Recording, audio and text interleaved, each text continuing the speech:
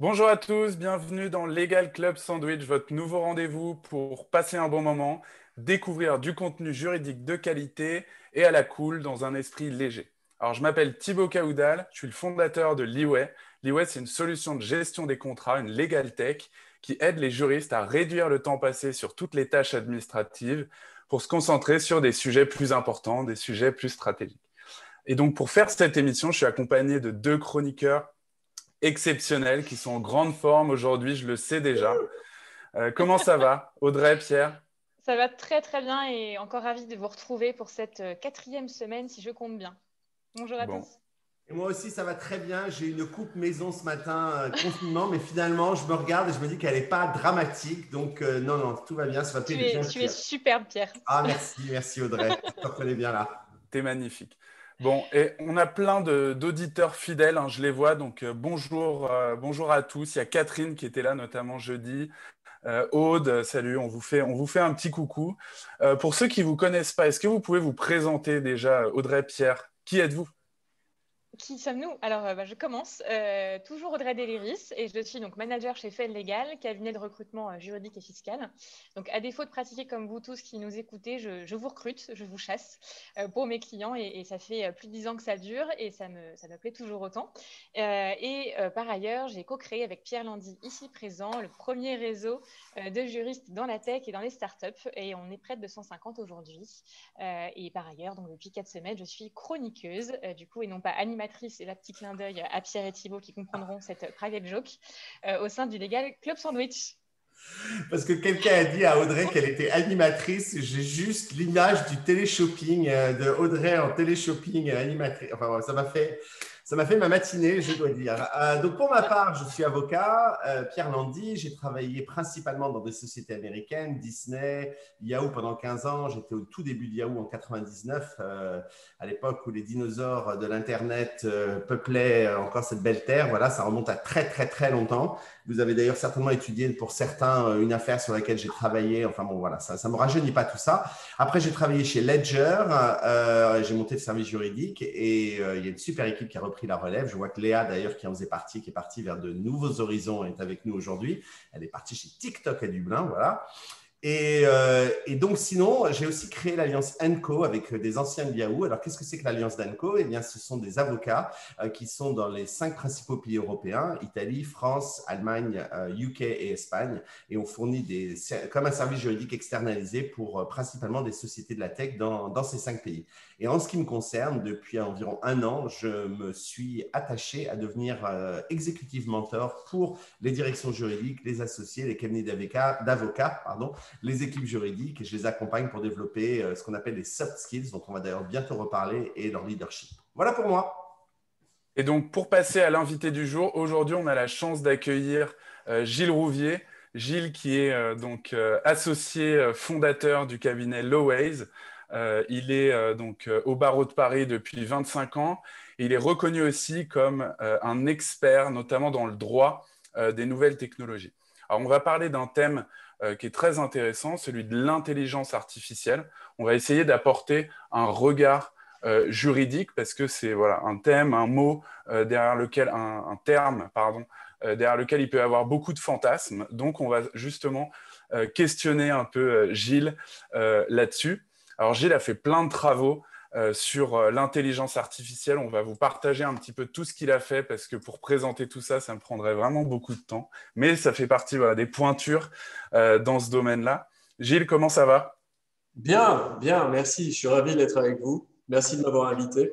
Bah, avec grand plaisir. Alors peut-être pour commencer, je pense que c'est bien de poser le cadre.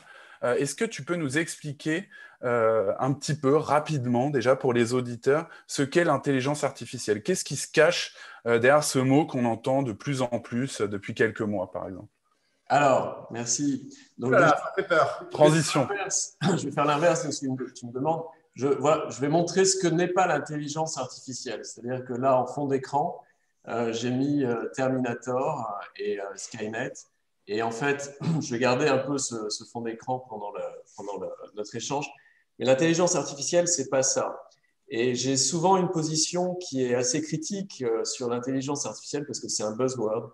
On en entend parler partout. On ne peut pas ouvrir un magazine sur les techs, même des magazines Elle, mode, etc., sans avoir l'intelligence artificielle à toutes les sauces partout.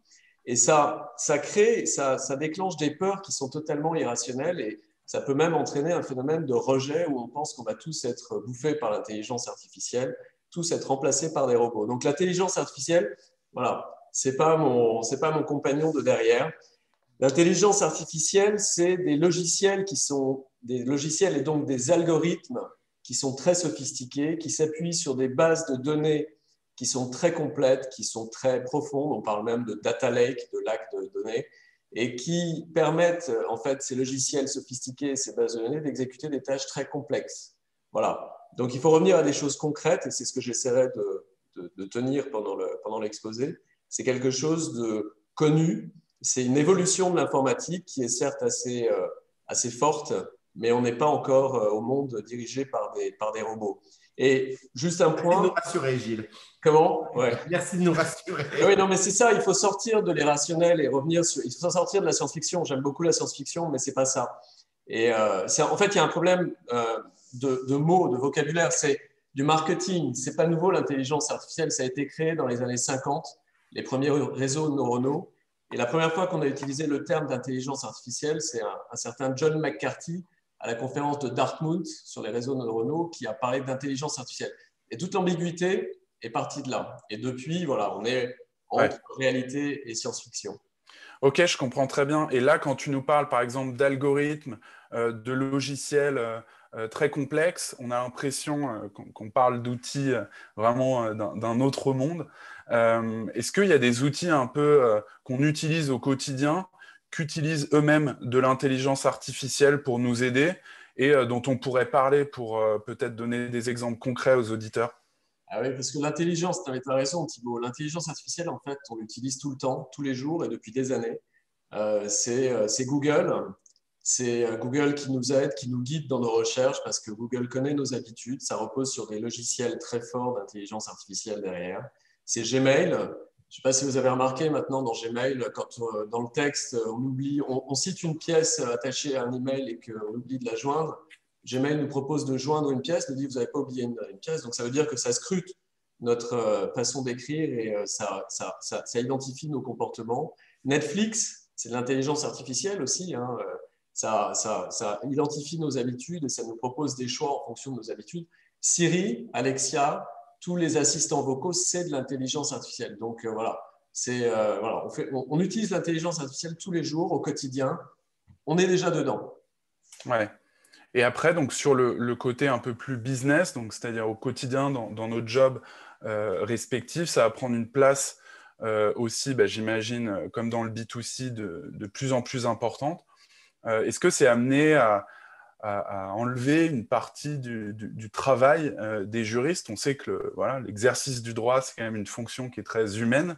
Il y a aussi ce fantasme de se dire qu'est-ce que je vais devenir demain, en fait, si il y a des algorithmes qui sont capables d'automatiser toute une partie de mon travail. Donc, c'est un peu la question que tout le monde se pose. Est-ce que demain, on va être remplacé par des robots? Alors voilà, j'ai moi-même été juriste en entreprise chez General Electric pendant quelques années, donc je connais bien la problématique. Il faut là aussi sortir des fantasmes, il faut revenir à des choses concrètes. L'intelligence artificielle, elle ne va pas remplacer les juristes. Elle ne va pas venir détruire des emplois dans le domaine juridique. C'est comme le GPS quand vous êtes en voiture. C'est un outil d'aide à la décision. Et ça doit rester un outil d'assistance. Ce n'est pas le GPS qui va conduire la voiture. C'est pareil, la voiture autonome, on en parlera plus tard, mais on n'y est absolument pas. Ça relève des fantasmes aussi. Et lâcher une voiture autonome sur la place de l'Étoile, je ne suis pas sûr que ça donne des résultats positifs. Donc pour les juristes, en fait, on utilise déjà, juristes, avocats, c'est pareil, on utilise déjà de l'intelligence artificielle au quotidien.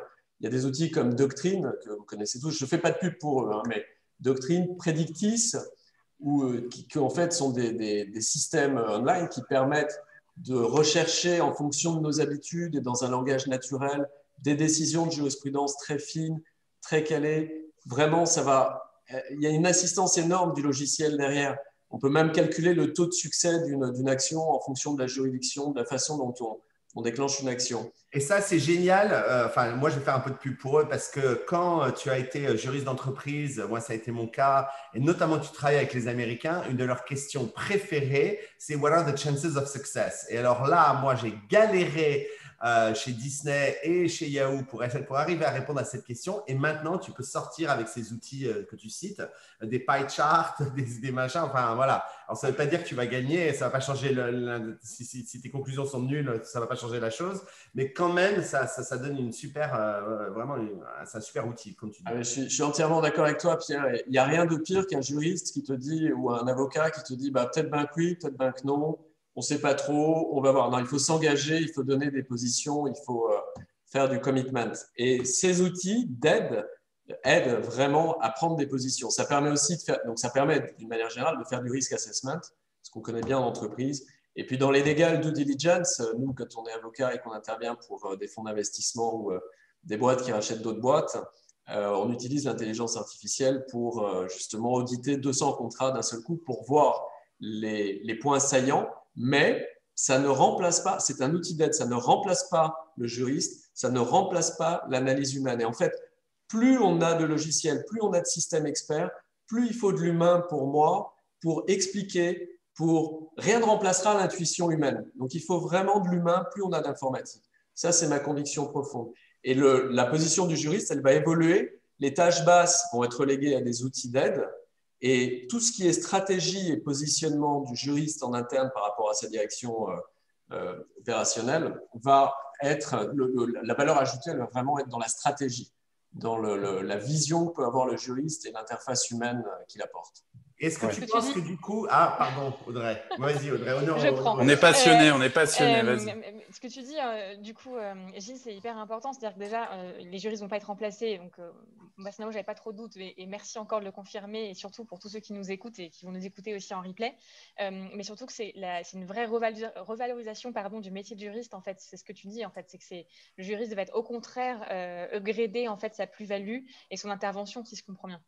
Mais je trouve que le juriste n'a pas une position suffisamment présente en entreprise. Ce n'est pas de la faute du juriste, c'est l'organisation française. Aux États-Unis, les general counsel font partie du board systématiquement. En France, ce n'est pas toujours le cas. Et souvent même, le juriste se retrouve, le general counsel en France… Ne me fais pas commencer sur ce sujet, parce que je vais repartir comme en 40, mais je suis entièrement d'accord. Ok, voilà. Restons focus. Il y a toujours une partie, en fait, je vois, il y a quand même une partie du job qui est à faible valeur ajoutée. Ça, on explique quand même qu'on va le remplacer par de la technologie. Bon, certes, pour aider les juristes à se consacrer à des tâches à forte valeur ajoutée, mais quid des jobs justement à faible valeur ajoutée? Est-ce que ceux-là, ils vont être remplacés quand même? Qu'est-ce que tu en penses? Toi, tu as un point de vue là-dessus? Ouais, je pense que en fait, le stagiaire de base, ce qui pose un problème d'ailleurs par rapport à la formation, mais le stagiaire de base, que ce soit dans les directions juridiques ou dans les cabinets d'avocats, oui, les tâches qu'il pouvait exécuter en recherche, etc., risquent d'être remplacées. Mais encore une fois, c'est là où il faut toujours essayer de pointer vers l'excellence et de niveler par le haut plutôt que par le bas. Il faut que dans l'enseignement supérieur, il y ait beaucoup plus de cours sur l'utilisation des outils d'intelligence artificielle.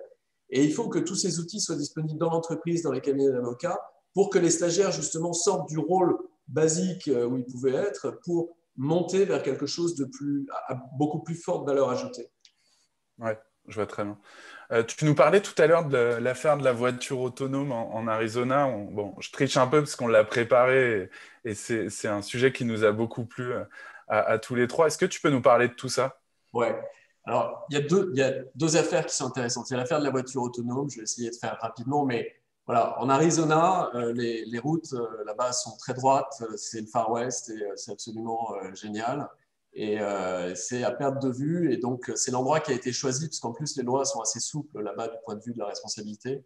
C'est l'endroit qui a été choisi pour tester les voitures autonomes, principalement. Il y a eu des tests aussi à San Francisco et dans d'autres États, mais en général, il faut de la place pour pouvoir rattraper si jamais il y a une erreur et qu'il n'y ait pas trop de circulation. Et c'est le cas dans les déserts américains.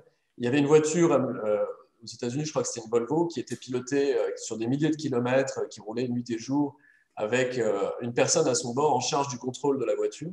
Et cette voiture, il y a quelque temps, a renversé une personne qui traversait en plein milieu, à l'abord d'une ville, mais à la sortie du désert et à l'abord d'une ville, et elle a tué cette personne. Et donc la question qui se posait, c'est évidemment de savoir qui était responsable. Est-ce que c'était la voiture, le constructeur de la voiture?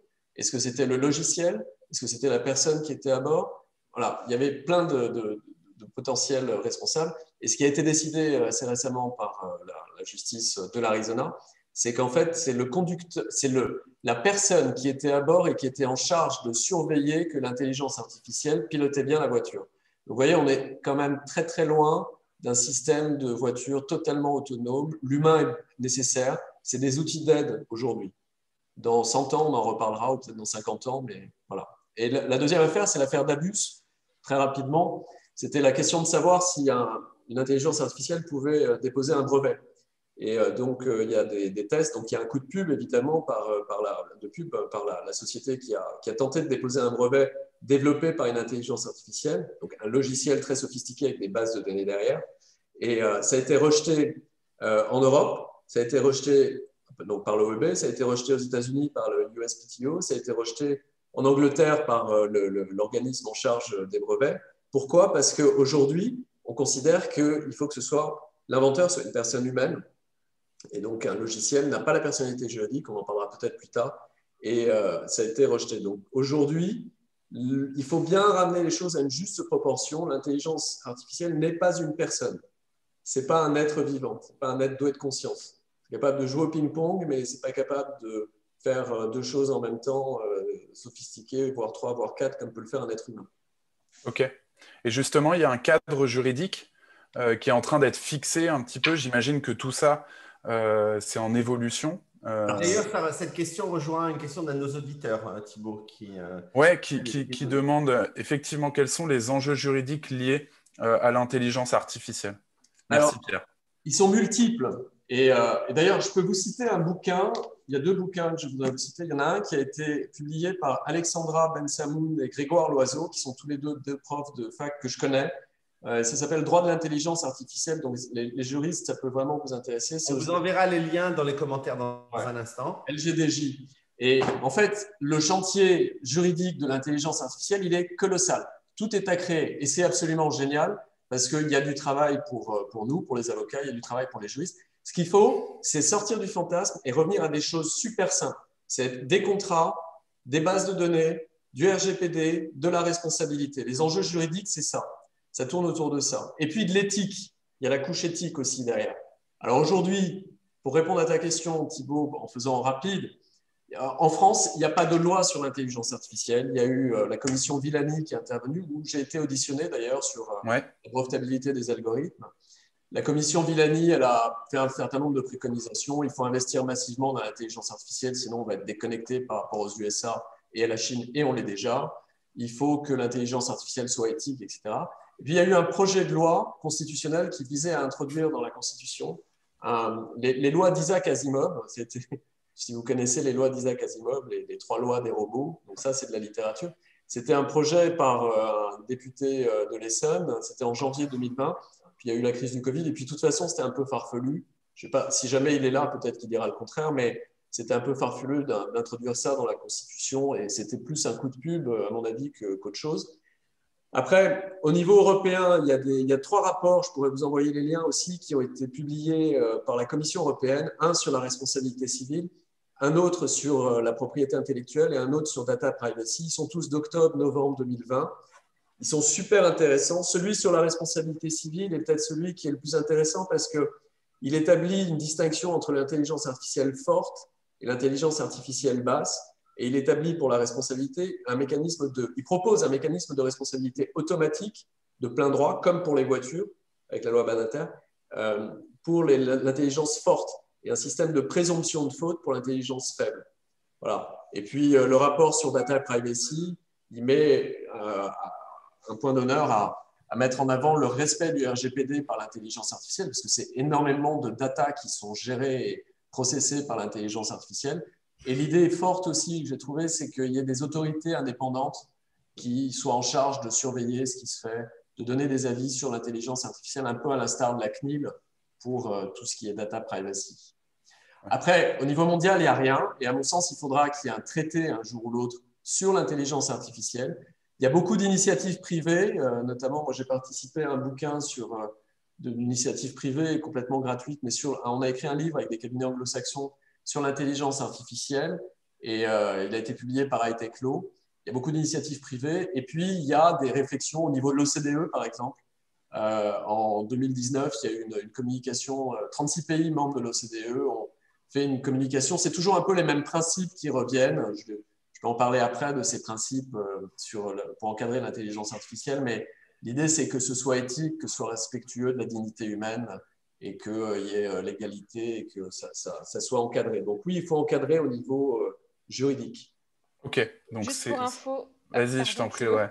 Juste, je vous ai mis le lien un peu plus haut du coup d'High-Tech Law, justement, vous le retrouverez, donc n'hésitez pas à le consulter. Pendant qu'on fera nos chroniques, si éventuellement tu peux envoyer les liens non seulement vers les 2 bouquins que tu as cités, mais aussi vers les rapports CE dans le chat, je crois que ça va intéresser certains qui l'ont demandé. Donc voilà, pendant que Audrey et moi raconterons nos chroniques passionnantes, si tu peux faire ça, ça sera top. Je vais essayer. Je ne suis pas aidé par un logiciel, mais je vais essayer de le faire humainement. Parfait. Et j'en profite d'ailleurs pour préciser, si vous avez des questions pour Gilles, n'hésitez pas à les poser dès maintenant. On y reviendra à la fin du talk. Voilà, on compte sur vous. Gilles, tu nous parlais... Voilà. Ouais. Gilles, tu nous parlais de principes clés de l'intelligence artificielle. Tu veux nous dire un mot là-dessus aussi? Alors, ouais, en fait, dans tous les travaux auxquels j'ai pu participer ou que j'ai pu lire, il y a toujours les mêmes principes qui reviennent. L'idée, c'est qu'il y ait toujours un homme ou une femme derrière la machine. C'est-à-dire qu'on ne se trouve pas devant des systèmes totalement autonomes.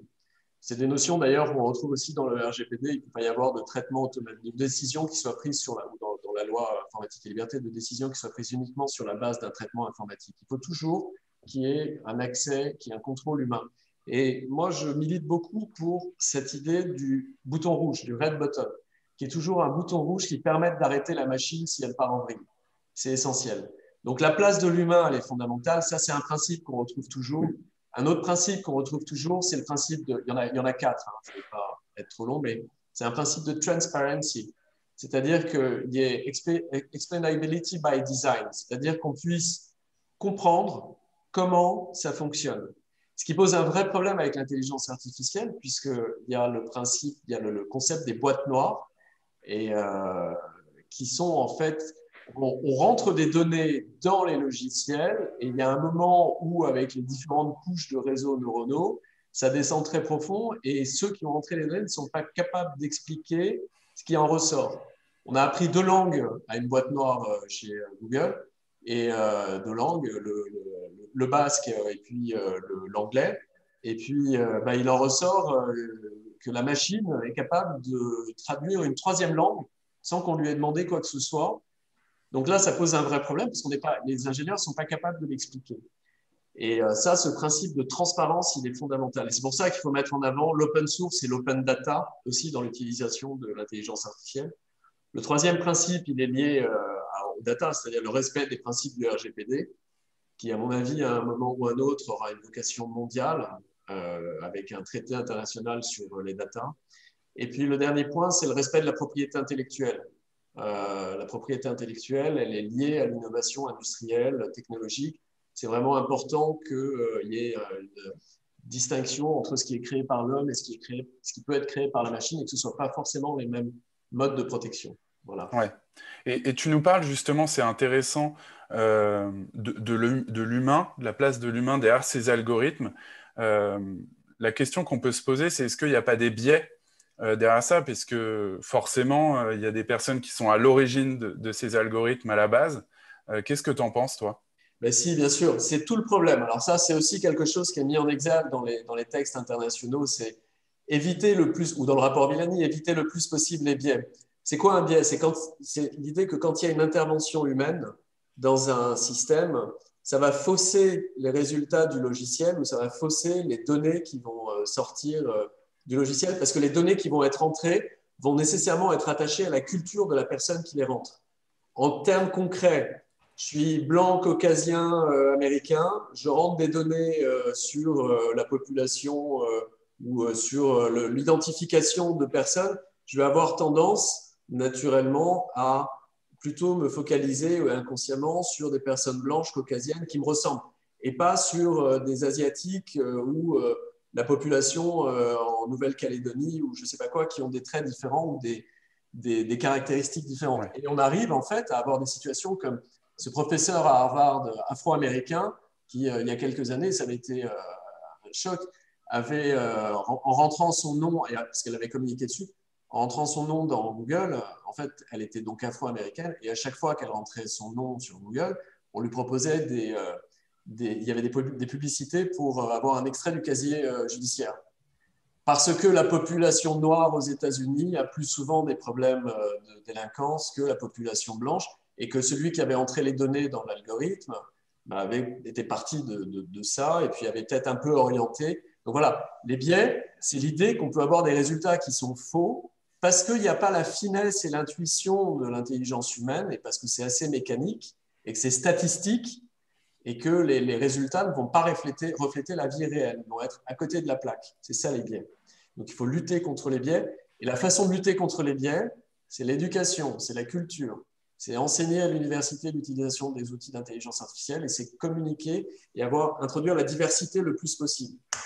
Voilà.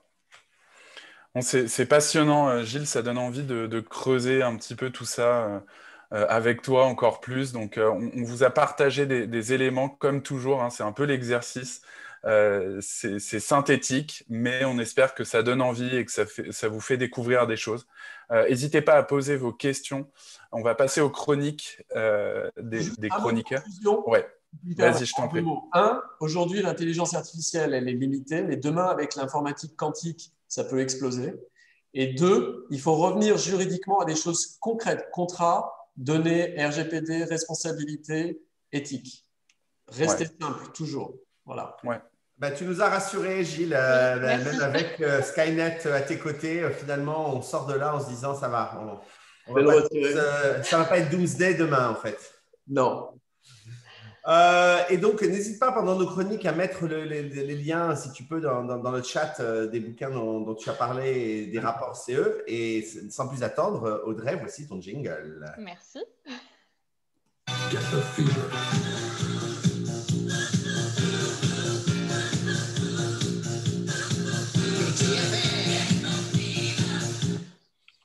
Merci Pierre. Merci Pierre. Et rebonjour à tous du coup. Donc aujourd'hui, je vais vous parler sans grande surprise d'intelligence artificielle bien sûr et de recrutement parce que c'est un peu ma partie. C'est un sujet qui interroge dans le recrutement notamment des juristes pour le coup. Est-ce que le métier de recruteur va disparaître? Est-ce que vous allez passer des entretiens, vous juristes, uniquement avec des machines dorénavant? Est-ce que une machine va suffire avec des algorithmes à trier des CV, vous sélectionner, peut-être même organiser des rendez-vous, vous appeler, vous recruter? Alors, j'ai fait quelques recherches et j'ai vu qu'il y avait 3 types de recrutement en fait, possibles via l'intelligence artificielle. Il y a le recrutement augmenté qui permet d'analyser la correspondance d'un profil d'un candidat avec du coup la moyenne de tous les candidats qui ont été recrutés dans une entreprise. Donc ça, c'est assez intéressant. Le recrutement prédictif, donc là, est-ce qu'on peut prédire la capacité de succès d'un candidat, un peu comme les affaires juridiques, mais aussi quand on intègre un collaborateur. Pour l'info, j'ai déjà pu tester ce genre de choses, mais plus pour l'accompagnement d'un collaborateur et son intégration. Et aussi, donc, troisième possibilité, le recrutement de personnalité. Donc là, ça permet d'analyser les expressions faciales et orales des candidats lors d'un entretien vidéo. Donc attention, on est scruté de toutes parts. Alors, il y a beaucoup de spécialistes qui disent qu'il y a un gros avantage, ça permet plus d'objectivité et surtout un meilleur sourcing candidat et vraiment un gain de temps. Parce que comme vous le savez, et je vous l'ai dit précédemment, même si on passe parfois moins de 6 secondes ou moins de 10 secondes sur un CV, ça prend quand même beaucoup de temps. Alors, je suis vraiment d'accord, moi, personnellement, sur le gain de temps, parce que c'est une grosse partie de mon travail. Mais derrière un CV, il y a quand même des gens, il y a des candidats, il y a des êtres humains. Et je trouve qu'il faut faire vraiment attention à la déshumanisation en fait, du recrutement. Surtout que pour moi, le recrutement, c'est l'humain au centre, en fait, avant tout. Donc, c'est pour ça que vous, qui nous écoutez, je vous encourage, certes, à envoyer vos profils via des algorithmes, etc., des machines, parce que moi-même, j'ai des super outils avec des algorithmes qui permettent de codifier, etc., des candidats. Je trouve ça absolument génial et ça facilite mon quotidien vraiment. Mais j'encourage vous qui nous écoutez à aller rencontrer des chasseurs, aller voir les gens, aller vous présenter. Alors, virtuellement en ce moment, mais quand on pourra via un café ou autre pour le coup, faites-vous connaître pour qu'on pense à vous. En fait, rencontrer un recruteur, un chasseur, c'est entretenir une relation sur le long terme. Même quand on est en poste, c'est être à l'écoute du marché, c'est aller se présenter. Il y a vraiment des échanges qui se passent. Et ça permet à nous, recruteurs, de penser à vous quand il y a une opportunité. Voilà, donc relancez-nous, entre parenthèses, sans nous harceler s'il vous plaît, mais relancez-nous quand même. Voilà, moi-même, depuis plus de 10 ans que je fais ça, je me souviens vraiment de beaucoup de personnes que j'ai rencontrées, pas de toutes malheureusement, mais d'une grande partie, parce qu'il se passait des choses en entretien, il y a eu de l'émotion qui s'est passée, il y a de vrais échanges, et j'y crois vraiment, et c'est pour ça que je fais ce métier-là aujourd'hui. Donc oui, la machine peut trier des CV, c'est vrai, ça peut faire gagner du temps, c'est vrai aussi, je suis totalement d'accord, mais je vais vous donner juste 3 exemples de recrutement que j'ai fait récemment. Et je ne suis pas sûre en fait qu'une machine, même si elle est vraiment super et hyper performante, aurait pu en fait trouver les bonnes personnes. Et je vous dis ça sans aucune prétention aucune. Voilà, je pense à un candidat qui était un peu moins expérimenté pour le poste, du coup que j'ai présenté pour un poste de responsable juridique financier. Il est un petit cran en dessous, mais franchement il est super et je pense qu'il ne serait peut-être pas passé par les mailles du filet de la machine. Ou cette candidate pour une mission en droit immobilier que j'ai recrutée, qui elle est clairement un peu trop dimensionnée. C'était une des frayeurs de la cliente, mais je lui ai dit si, vous allez voir, elle va apporter d'autres choses. Elle va vous aider sur d'autres sujets. Et elle a été recrutée, ça se passe super bien. Donc voilà, il y a cet aspect conseil important. Ou encore, ce 3e exemple, cette candidate qui faisait un tout petit peu de compliance, qu'il n'avait pas mis beaucoup en fait en avant sur son CV, mais en creusant, voilà, j'ai compris qu'elle en faisait. Et aujourd'hui, c'est une grosse partie de son poste. Et elle s'éclate à faire ça, entre autres choses. Donc, en bref, le recrutement de l'humain, du contact humain, c'est de l'humain, du contact humain et des rencontres. Donc, à mon sens, ça ne changera pas. Enfin, j'espère vraiment, en tout cas. Donc, rassurez-vous, et je me rassure aussi en vous disant cela, le métier de recruteur a encore de beaux jours devant lui, heureusement pour moi, grâce à ces algorithmes ultra performants, bien entendu, mais aussi grâce à vous, à nos rencontres, à notre mémoire de recruteur et à nos propres réseaux respectifs. Donc, merci et rencontrons-nous. J'espère que tous les juristes qui nous suivent te connaissent, Audrey. Si vous ne connaissez pas encore Audrey et que vous n'êtes pas dans ces petites tablettes, il est grand temps de connaître Audrey, qui, je pense qu'on connaît à peu près tout le monde sur le marché parisien. Mais si ce n'est pas encore le cas, il est temps de prendre contact avec elle. Merci, Pierre. Bon, eh ben, à moi, allez, c'est reparti, on y va. On y va. Et puis voilà.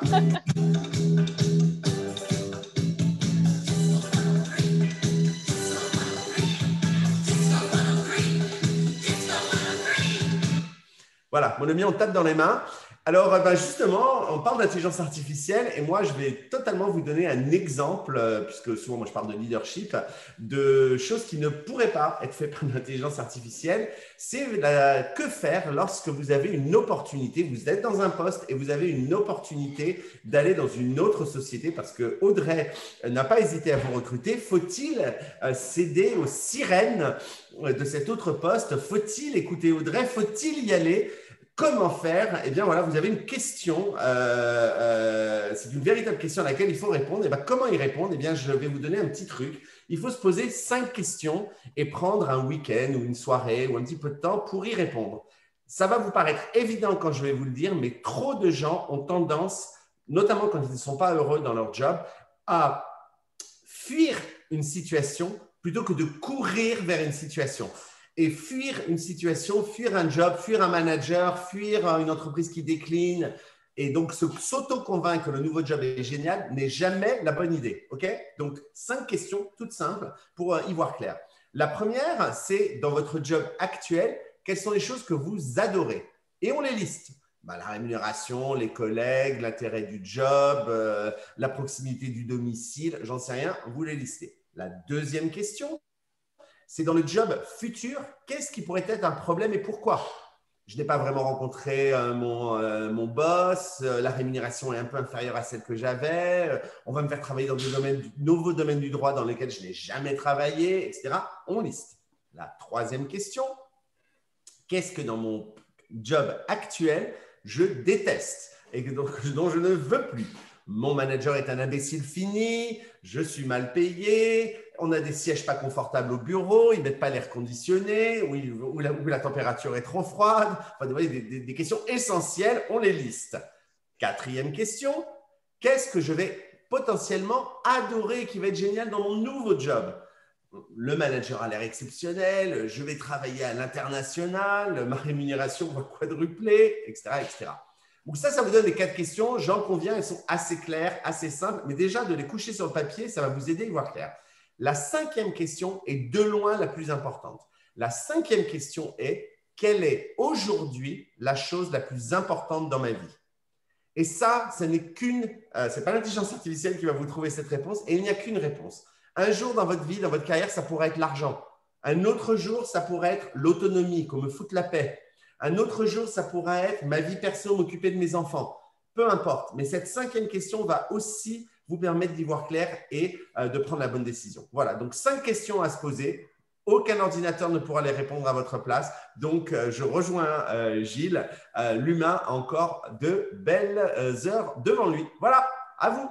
Merci Pierre. Alors, on va passer aux questions de la fin. Il y en a beaucoup.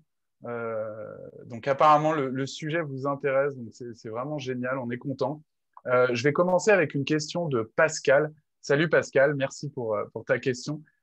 Qui nous demande, Gilles, comment distinguer les bons des mauvais outils de l'intelligence artificielle, enfin, utilisant de l'intelligence artificielle plutôt. Notamment pour une direction juridique, dit Pascal. Ouais, exactement. Alors, j'ai envie de dire déjà, essaye-les, Pascal, parce que la plupart de ces nouveaux outils offrent des sessions gratuites. Donc déjà, à la base, après je vais laisser Gilles répondre, mais déjà, tu fais des essais et ceux qu'a cité Gilles sont particulièrement exceptionnels.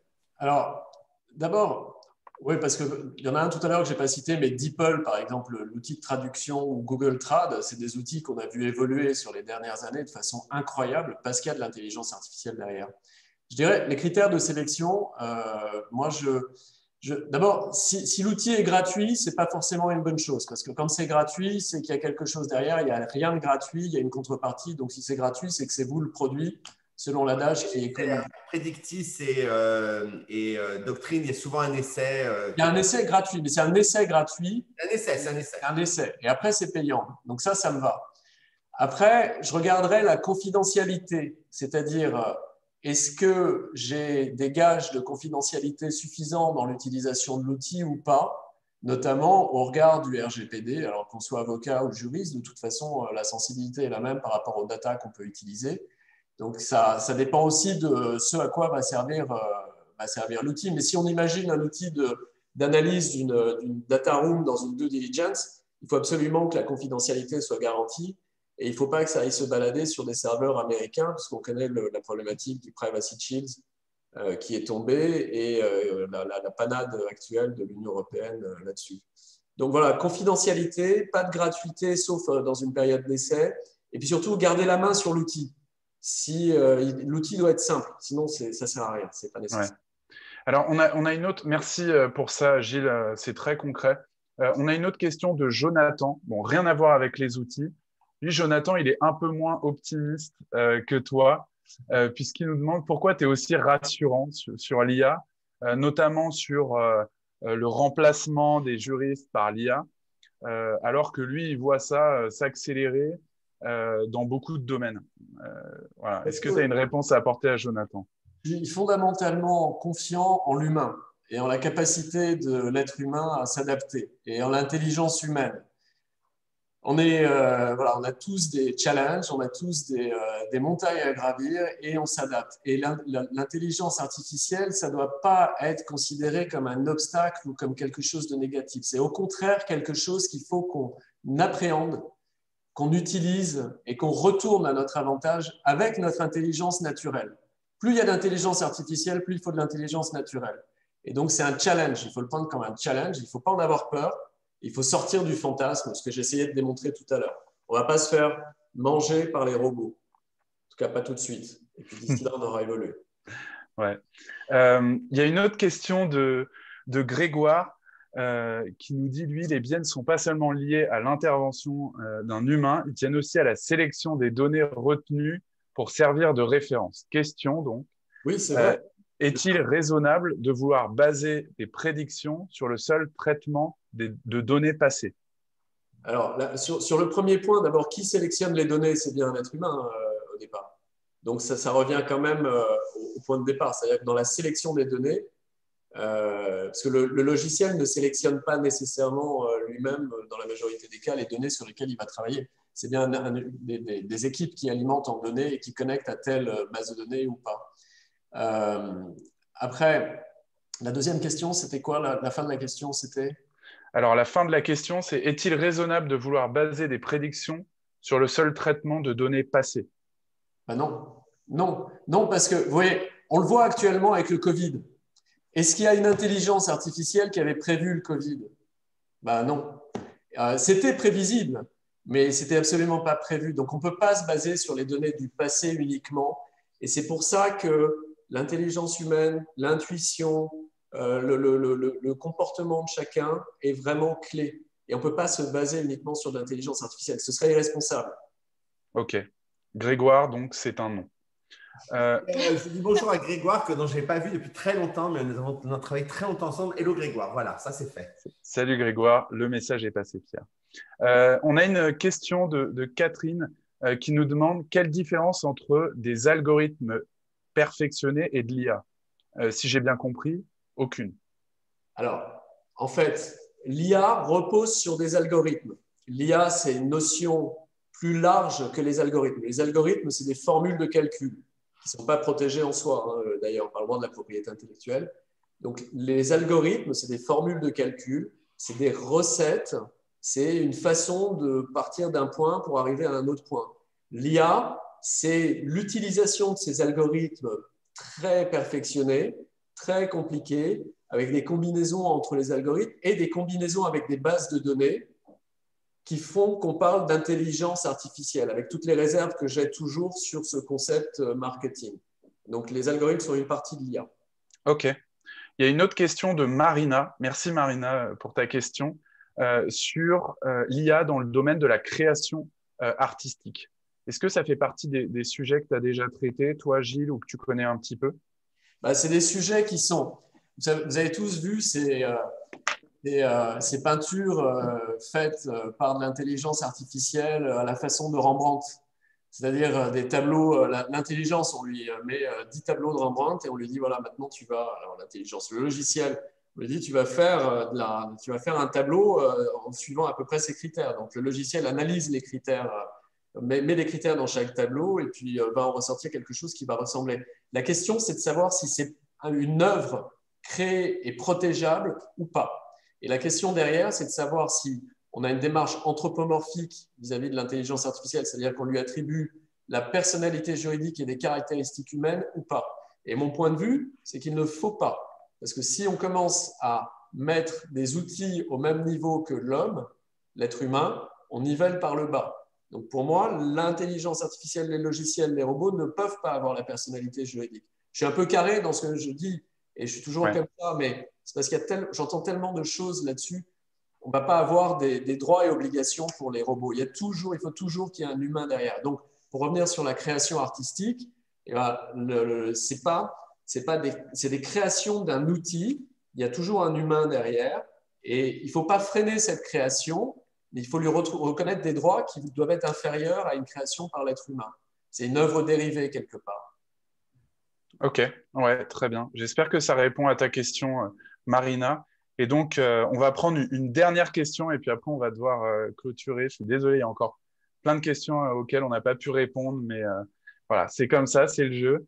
Le contact de Gilles dans le chat ouais. en direct. Exactement. Donc, il y a Marie qui nous demande, l'intelligence artificielle n'est pas une personne, mais quand on parle d'outils médicaux autonomes et intelligents, comme le pancréas artificiel, qui pourrait être responsable si le système plante et met le patient qui repose dessus en danger. Alors, je ne connaissais pas le pancréas artificiel. Ça te parle, toi, Gilles? Non, enfin oui, dans le domaine de la santé, il y a des progrès absolument incroyables qui sont faits. En fait, il faut prendre du recul et il faut se poser la question de savoir concrètement en face de quoi on est. Donc le pancréas artificiel, il va être implanté par une équipe de médecins et donc ils ont une certaine part de responsabilité. Et avant ça, il y a une boîte qui a créé ce pancréas et qui va le rendre autonome. Après, la question qui se pose, c'est est-ce qu'on parle d'un dysfonctionnement du pancréas ou est-ce qu'on parle d'une décision qui serait prise par le pancréas d'alimenter plus le rein ou dans telle ou telle substance ou d'augmenter sa capacité de traitement. Et à ce moment-là, parce que si c'est un problème de fonctionnement, on est sur la responsabilité du fait des produits défectueux. Si c'est un problème de décision qui serait prise de façon autonome, moi, j'aurais tendance à me retourner contre le constructeur du pancréas et à ne pas considérer que le pancréas, c'est une personne douée de la capacité juridique avec sa personnalité juridique et on ne va pas assigner le pancréas en justice. Ouais. Merci Gilles. Bon, tout ça, c'est passionnant. On a compris le message. L'intelligence artificielle n'est pas là pour nous remplacer, ni les juristes, ni d'autres personnes d'ailleurs. Par contre, il y a peut-être des cadres à poser pour que tout ça puisse bien fonctionner. C'était passionnant, en tout cas. On aurait bien aimé prolonger un peu, mais malheureusement, on ne peut pas. Merci, Gilles. Merci, Gilles. On se retrouve donc, nous tous, jeudi. J'ai mis tous les liens, excuse-moi, Thibaut, Vas-y. les 3 rapports de la Commission européenne, le livre de la LGDJ qui est vraiment très bien fait pour les juristes. Et puis, il y avait iTechio avant. Et on a mis tes coordonnées. Et donc, j'espère que ça vous a plu et qu'on va tous vous retrouver parce que vous savez qu'on est le mardi et le jeudi à midi, cette même équipe dynamique. Et jeudi, on parle de quoi, Thibaut? Et donc, jeudi, on accueille Alexandre Blanc, que tu connais un petit peu, je crois, Pierre. Alexandre, il a fait une thèse en droit social. Il a commencé sa carrière en tant qu'avocat dans le droit social. Il a ensuite rejoint le monde de l'entreprise chez Ledger, dans l'équipe de Pierre, pour info. Et il y a 6 mois, il est passé DRH. Donc, ça va nous intéresser. Passé 2 ans, les 3 fonctions, même pas un an et demi, il est passé aux 3 fonctions parce que tout s'est très accéléré. Et donc, c'est une histoire assez rigolote et passionnante de voir comment on passe d'un job à l'autre. Et c'est ça dont on va discuter avec lui. Donc, retrouvez-nous jeudi pour parler d'évolution de carrière grâce à Alexandre. Exactement. Voilà. Merci à tous. Merci. Allez, jingle. À jeudi tout le monde. À jeudi. Bye bye.